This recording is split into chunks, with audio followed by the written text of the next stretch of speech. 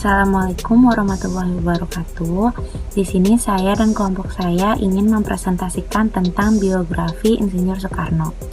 Sebelum itu, izinkan saya untuk memperkenalkan anggota kelompok saya.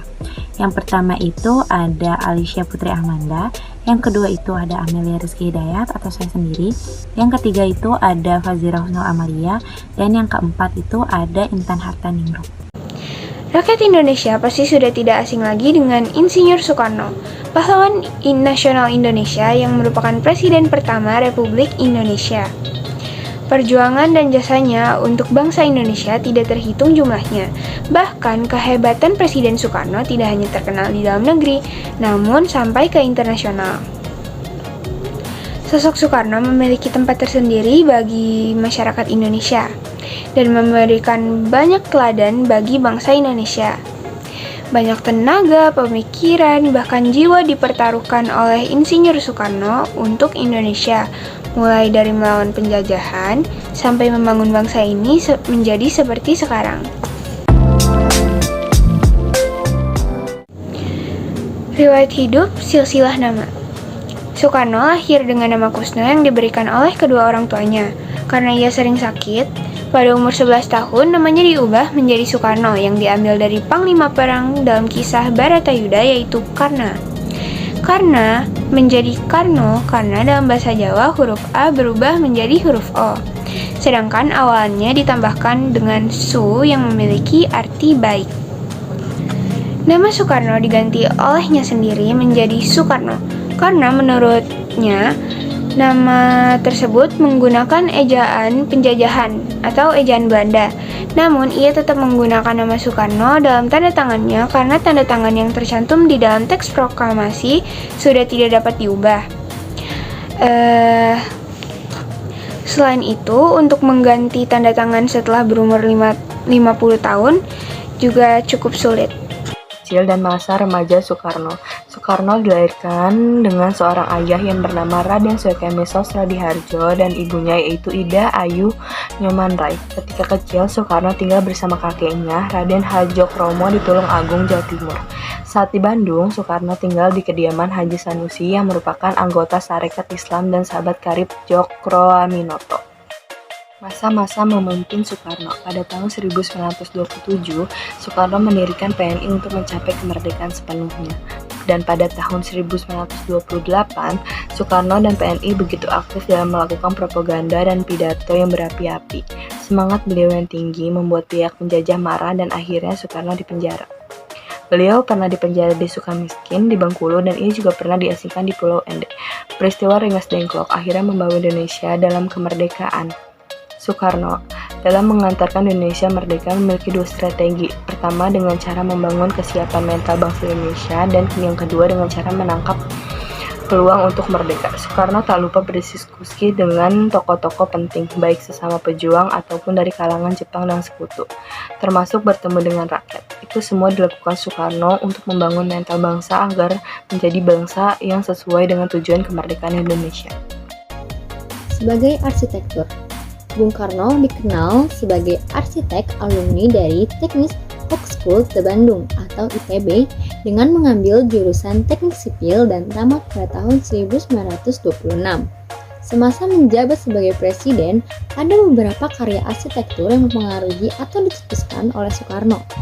Soekarno memilih Jakarta sebagai wajah Indonesia terkait beberapa kegiatan berskala internasional yang diadakan di kota itu. Namun juga merencanakan sebuah kota yang sejak awal diharapkan sebagai pusat pemerintahan pada masa yang akan datang. Sakit hingga meninggal, kesehatan Soekarno sudah mulai menurun sejak bulan Agustus 1965. Sebelumnya ia telah dinyatakan mengidap gangguan ginjal dan pernah menjalani perawatan di Wina, Austria. Tahun 1961 dan 1964, Profesor Dr. Ki Fillinger dari Fakultas Kedokteran Universitas Wina menyarankan agar ginjal kiri Soekarno diangkat, tapi ia menolaknya dan lebih memilih pengobatan tradisional. Ia bertahan selama 5 tahun sebelum akhirnya meninggal pada hari Minggu 21 Juni 1970 di Rumah Sakit Pusat Angkatan Darat Gatot Subroto, Jakarta, dengan status sebagai tahanan politik. Walaupun Soekarno pernah meminta agar dirinya dimakamkan di Istana Batu Tulis, Bogor, namun pemerintah Presiden Soeharto memilih kota Blitar, Jawa Timur sebagai tempat pemakaman Soekarno. Jenazah Soekarno dibawa ke Blitar sendiri setelah kematiannya dan dimakamkan keesokan harinya bersebelahan dengan makam ibunya. Yang selanjutnya itu ada keluarga pasangan. Yang pertama itu ada ORT dari tahun 1921 sampai 1923. Yang kedua itu ada Inggit Garnasi dari tahun 1923 sampai 1943. Yang ketiga itu ada Fatmawati dari 1943 sampai 1956. Yang keempat itu ada Hartini dari 1952 sampai 1970. Yang kelima itu ada Kartini Manopo dari 1959 sampai 1968. Yang keenam itu ada Ratna Sari Dewi dari 1962 sampai 1970. Yang ketujuh itu ada Haryati dari 1963 sampai 1966. Yang kedelapan itu ada Yurika Sanger dari 1964 sampai 1968.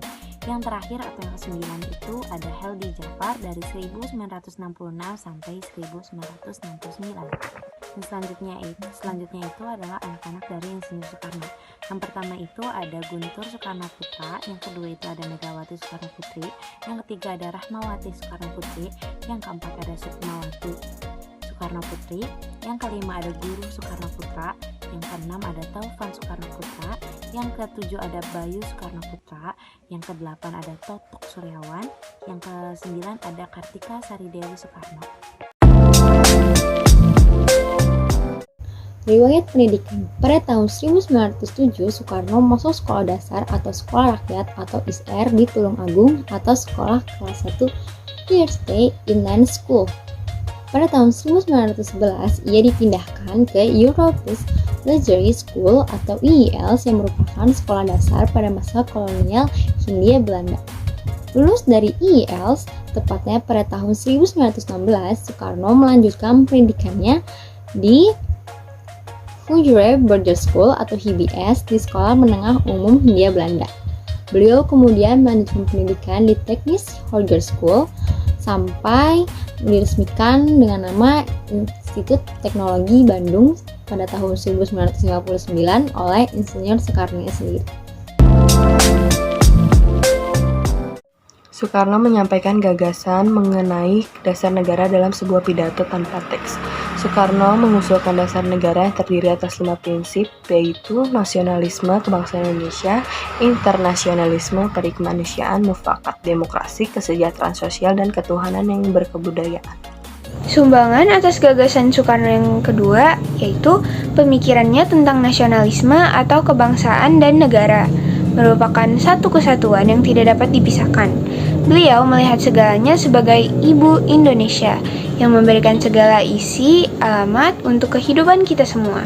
Selanjutnya itu ada sumbangan atas gagasan dari Insinyur Soekarno, poin ketiga, yaitu pemikiran Soekarno tentang persatuan dan kesatuan banyak dipengaruhi oleh pemikiran Pak Cokro. Ini bermula dari gagasannya tentang Nasakom, yaitu nasionalis, agamis, dan komunis. Sekian presentasi dari kelompok kami, kekurangannya mohon dimaafkan. Wassalamualaikum warahmatullahi wabarakatuh.